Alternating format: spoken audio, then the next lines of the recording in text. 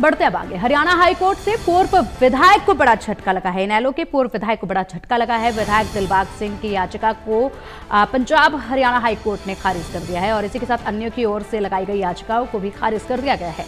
याचिका में ईडी के प्रोविजनल अटैचमेंट ऑर्डर को चुनौती दी गई थी। अवैध खनन, मनी लॉन्ड्रिंग के इसमें आरोप लगे थे, जिसको चुनौती दी थी दिलबाग सिंह ने, लेकिन यहाँ पर कोर्ट ने जो है इस याचिका को खारिज कर दिया है। अब देखना ये होगा कि इनेलो के ये पूर्व विधायक दिलबाग सिंह आगे क्या कदम उठाते हैं, क्योंकि उनके इस याचिका को तो खारिज कर दिया गया है। इसके बाद उनका अगला क्या कदम होगा ये देखना होगा। लेकिन फिलहाल पंजाब हरियाणा हाईकोर्ट से बड़ा झटका दिलबाग सिंह को लगा है।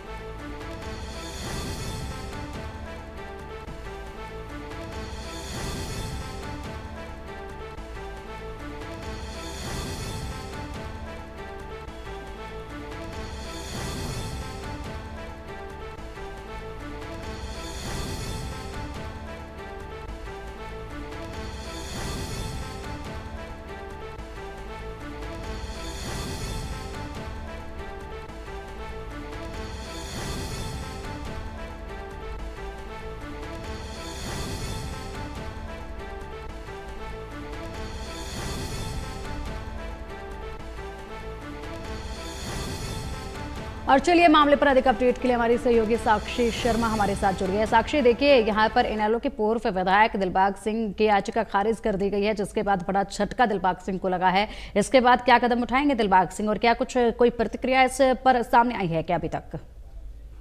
तो देखिए, दिलबाग सिंह क्या कदम उठाएंगे ये तो आगे अपनी जो लीगल प्रक्रिया है, अपने लीगल एडवाइजर से उनके द्वारा जो है वो सलाह ली जाएगी। लेकिन फिलहाल हाईकोर्ट ने अब तक जो फैसला लिया है उसमें ये है कि पंजाब हरियाणा हाईकोर्ट ने जो INLG के पूर्व विधायक दिलबाग सिंह और जो अन्य लोग हैं जिनके द्वारा याचिका दी गई थी उसे खारिज कर दिया गया है। और इस याचिका में अवैध खनन मामले में मनी लॉन्ड्रिंग के आरोपों के संबंध में ईडी द्वारा जो एक प्रोविजनल अटैचमेंट ऑर्डर को चुनौती दी थी। आपको बता दें कि चीफ जस्टिस की खंडपीठ ने आपको बता दें कि सीएओ ने CMLA की धारा 5(1) के अनिवार्य प्रावधानों का अनुपालन किया है। और आपको बता दें कि निदेशक और उपनिदेशक के पास से मुद्दे के किसी अन्य अधिकारी को विश्वास करने के कारण दर्ज कराने के बाद अस्थायी रूप से संपत्ति कुछ करने की अनुमति जो है वो दी है। आपको बता दें कि इसके आगे ये भी कोर्ट ने कहा है कि इसकी टीम ने 4 से 8 जनवरी के बीच याचिकाकर्ता के परिसर की तलाशी ली, जिसके बाद आपको बता दें कि लगभग 5 करोड़ रुपए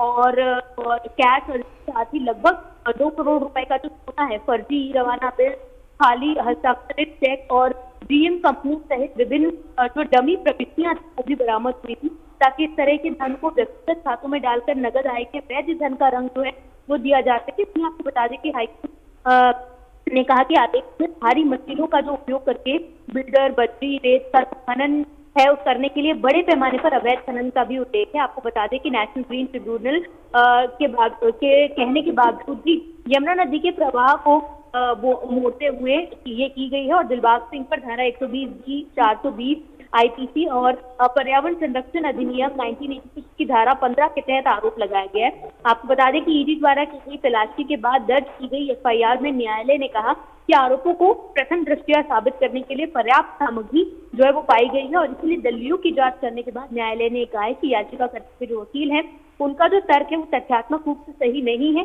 जबकि उनका तर्क है कि PAO में याचिकाकर्ता की संलिप्तता को दूर दूर तक कोई संकेत देने वाली कोई सामग्री नहीं है। और इसीलिए आपको बता दें कि कोर्ट ने पाया है कि PAO को ध्यान से पढ़ने से पता चलता है कि दिलबाग सिंह अपने भाइयों और अन्य साथियों के साथ संलिप्त थे और इसीलिए उन्होंने ईडी द्वारा अपने कब्जे में मौजूद सामग्री के साथ साथ उन्होंने तुरंत प्रभाव से PAO को अग्रेसित करने में विफलता के संबंध में तर्क स्वीकार नहीं किया जा सकता और उन्होंने ये जो आदेश है पारित कर दिया।